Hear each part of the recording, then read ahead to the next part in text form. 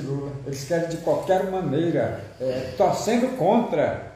Como é que pode? É verdade. Eu não gostava do camarada que passou, eu não gosto nem de dizer esse nome, o cara que passou, que foi presidente desse país, mas eu não torcia contra ele, eu torcia que o Brasil desse certo. Exato. Infelizmente o cara não gostava de pobre, ou não gosta de pobre, mas o pobre adora ele, não sei porquê, assim. Um fenômeno que eu acho que a psicologia deve estar estudando para entender isso.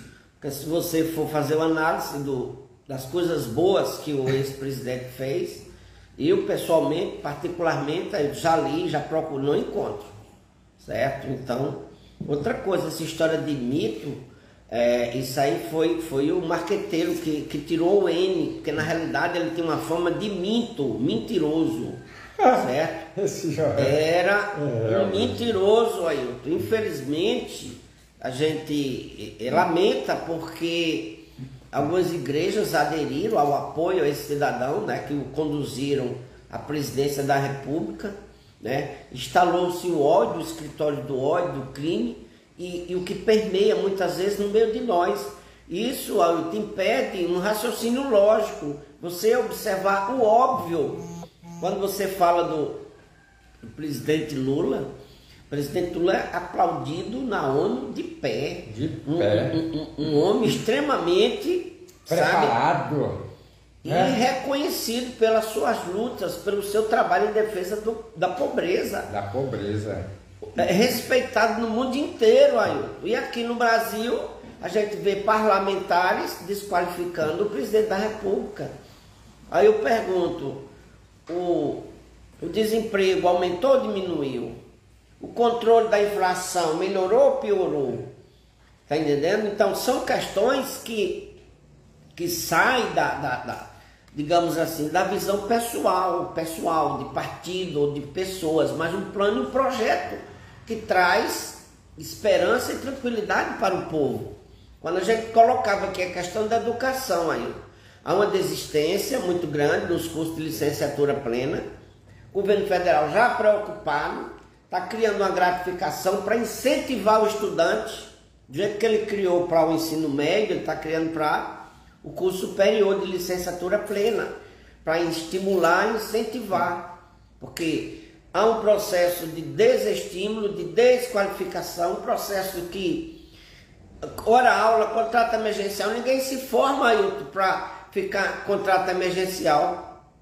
Então, há um conjunto de ações, né, de governos que busca essa desqualificação. Quando eu falei agora há pouco sobre um plano de cargo salário específico do professor, que a gente possa amarrar essas gratificações que a gente perde, Ailton.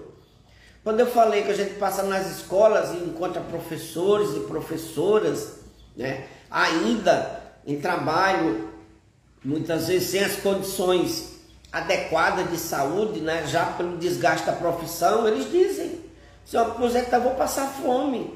Então não é justo, Ailton, que um profissional, né, tão importante dentro do contexto social, quem é que não teve um professor, quem é que não lembra de um professor, de um conselho, que o professor, ele vai além disso, tá entendendo? E a gente, o que é que encontra hoje, né, uma política municipal, estadual, como a gente assistiu aqui em Porto Velho, do prefeito aí que ainda, né, que perdeu o mandato, né, que não foi eleito.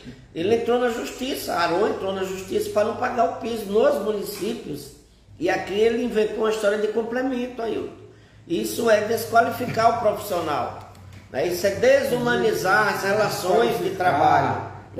Desestimular, um desestímulo, né, isso, Joelson? E é o que está acontecendo, né, com esse desestímulo, e o governo federal está tentando criar estimular, um estímulo. Eu conheço jovens aí, Joelson, que já comprou televisão, já comprou cama, tudo com esse salário que está recebendo. A Josilene Rodrigues também entrou aí, está assistindo manda o nosso programa, ela. que a gente manda um abraço. Viu? E dizer o seguinte, o foco maior do nosso trabalho, a nossa caminhada, a nossa busca é a conscientização de classe, né? Aqui a gente não usa o discurso do ódio, Ailton. A gente usa a crítica, porque a Constituição nos dá direito a fazer as críticas, como eu estou falando do prefeito ainda de Porto Velho, certo? Que na realidade ele maltratou a educação, né? Apesar de alguns avanços, porque nós temos profissionais de qualidade.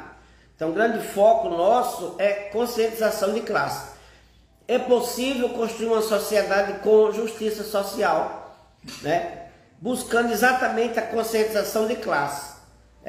E olhando para o artigo 3º, como a gente sempre tem falado, dos princípios fundamentais da República Federativa do Brasil, é isso. Então, nosso programa tem esse foco, Josilene.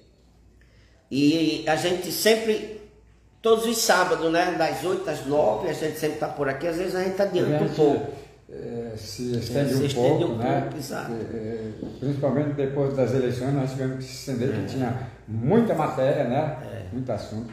Mas é esse o foco nosso, e hoje a gente traria 2 pontos principais que a gente já está colocando, né? A questão da proclamação da República. Deixa eu só... Eu fiz alguma anotação, né? Aqui, porque é bom a gente anotar. Eu fiz... Professor, né? É um plano de aula dele. É um plano de aula. Ocorreu no dia 15 de novembro de 1889, aí. A monarquia chegou ao fim. Então, a era republicana iniciou no Brasil, instaurando um regime presidencialista. Um detalhe que a gente chama atenção é o seguinte, Ailton. O privilégio para determinadas classes sociais, né, incomoda aquelas que estão em ascensão, né? A história política do Brasil, se a gente for fazer uma análise com carinho, ela é pautada nisso, na elite, nos avanços, e o povo sempre ficando para trás.